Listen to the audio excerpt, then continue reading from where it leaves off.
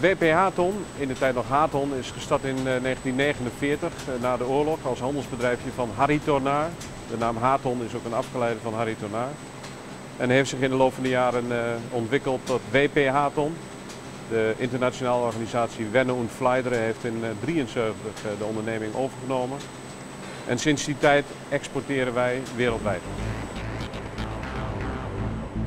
WP Haton houdt zich bezig met het produceren, bedenken van deegverwerkingsprocessen voor de industriële productie van brood. We staan hier bij een Baqueta-lijn. Deze produceert 3.500 baguettes per uur. Ontworpen oorspronkelijk voor de Franse markt, maar tegenwoordig wereldwijd wordt deze lijn verkocht. Wij zijn begonnen met het ontwerpen van lijnen. In plaats van de verkoop van losse machines zijn we samen met de klant broodsoorten gaan ontwikkelen.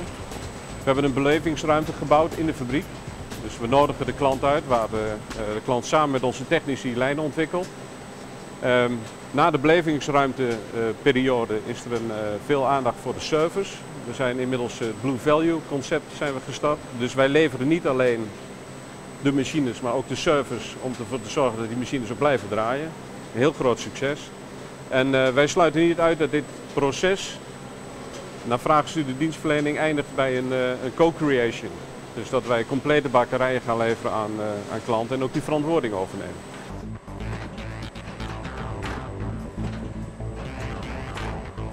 Wij exporteren over de hele wereld, naar zo'n 55 landen.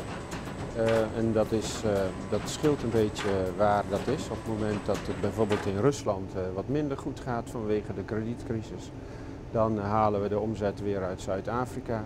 Het vliegt van Amerika naar Azië en van Rusland naar Zuid-Afrika. Over de hele wereld werken wij met agenten of met eigen kantoren. We hebben kantoren in Wenen, in Spanje, in Frankrijk, in Rusland, WP Moskou. En een valkuil is of zou kunnen zijn dat je natuurlijk in een vreemde markt met vreemde mensen werkt. Wij proberen zoveel mogelijk van die markt te weten en ook zoveel mogelijk met eigen mensen dan wel heel kort op ons zittende contacten te werken, waardoor we het risico verminderen. Ik ben geboren in de bakkerij, ik kom eigenlijk van een bakkersfamilie. En als je zegt Haton en Cotier en WP, dat is eigenlijk één. Dat is een soort bloedgroep die bij elkaar hoort. En ik weet niet beter dan brood. Dat is een tekortkoming, maar in dit vak is dat een pre. Haton produceert al meer dan 50 jaar bakkerijmachines. In de loop der jaren heeft het bedrijf uit Panningen zich steeds meer toegelegd op industriële bakkerijen en op het buitenland. Er werken 130 mensen. De komende jaren verwacht Haton zijn top 3 positie te behouden. Met groei in landen als Zuid-Afrika, India, Brazilië, China en Indonesië. De jury beschouwt Haton als een goed voorbeeld van een maakindustrie in de regio. Met een goed marktinzicht, productinnovatie en een prima klantenservice heeft het bedrijf een ijzersterke exportpositie weten op te bouwen.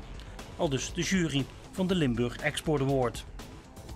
Wij sturen ons op eigenlijk het cijfer van de broodconsumptie. Hoeveel brood wordt er per hoofd van de bevolking gegeten? Je zou zeggen Turkije bijvoorbeeld, daar gaan we niet zo gauw naartoe.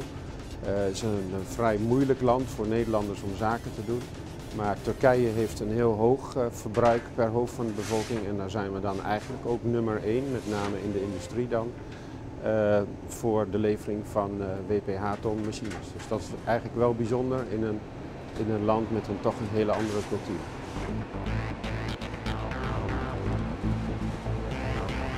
Het is leuk als je gewoon op een dag een belletje krijgt van hallo, hier is Eduardo uit Brazilië, kom je een keertje langs, want ik heb weer wat en je moet me helpen.